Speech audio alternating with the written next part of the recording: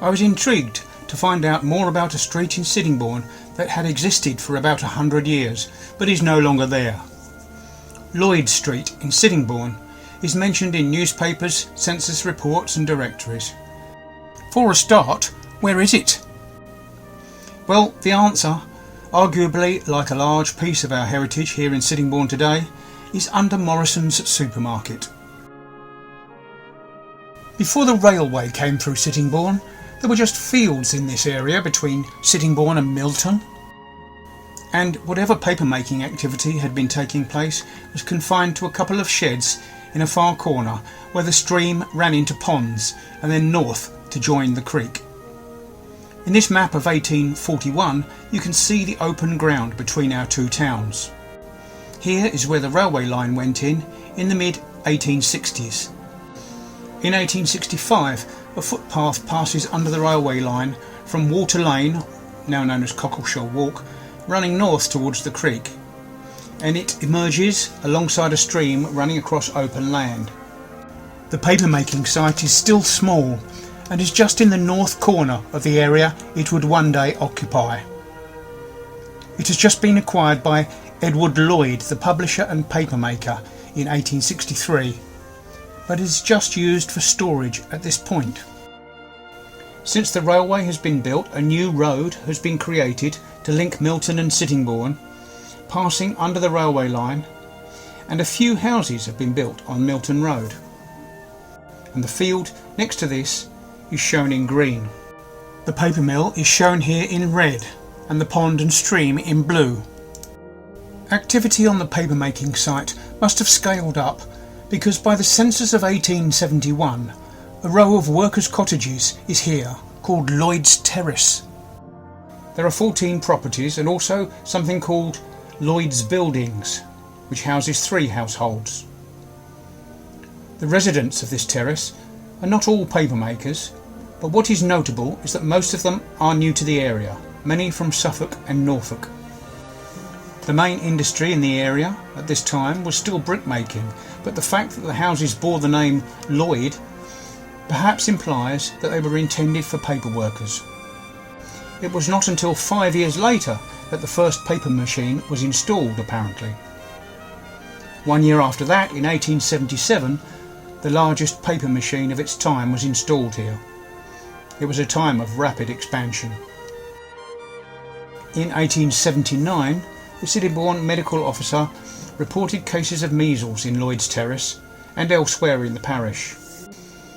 In 1881, the local board announced that the street running approximately north-south along the front of the mill area was to be renamed Lloyd Street, as the word terrace was to be discouraged for the forthcoming census.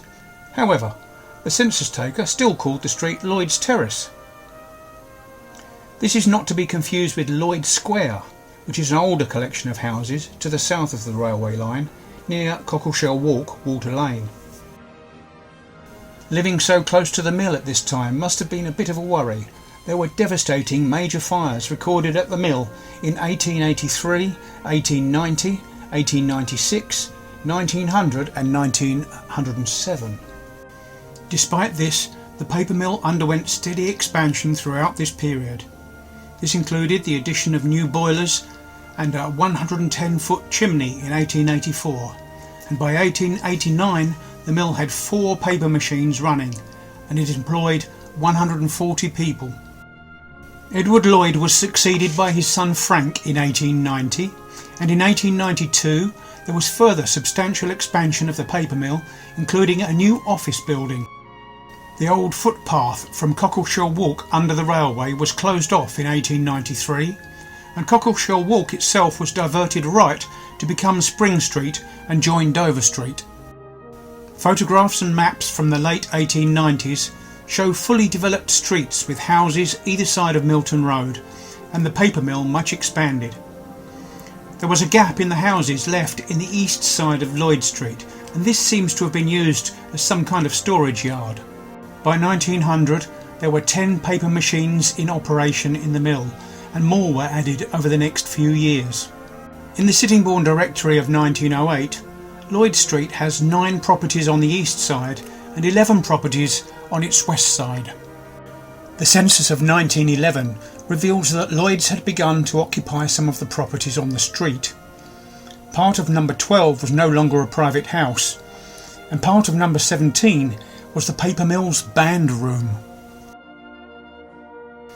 By 1912, the mill was producing 2,000 tonnes of paper per week, and it employed 1,200 people. This was the largest paper mill in the world at this time.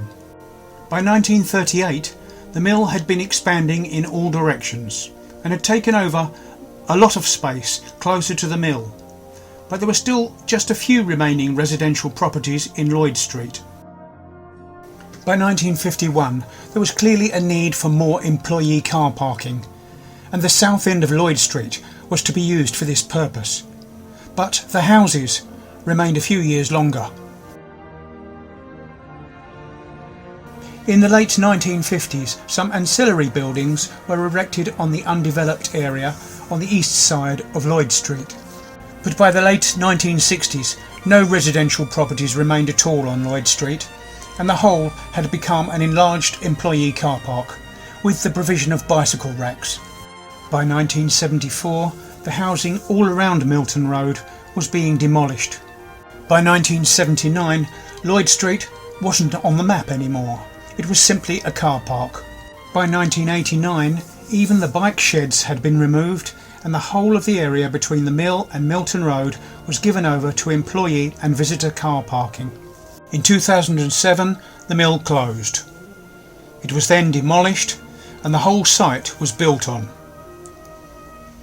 Today, Morrison's supermarket sits over the eastern part of the mill site, including the area where the residents of Lloyd Street once lived.